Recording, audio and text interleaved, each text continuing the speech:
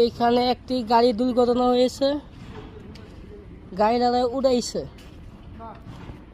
এইখানে।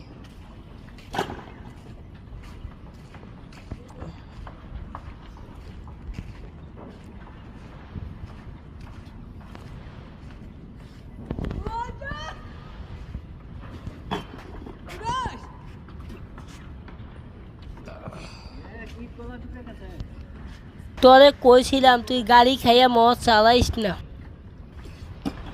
এখানে হাজার হাজার ইট রয়েছে, কিন্তু মানুষ বাড়ে হারাইয়া গেছে।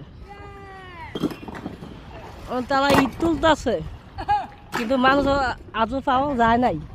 কি পাওয়া যাবে কি না যাবে বলা যায় না।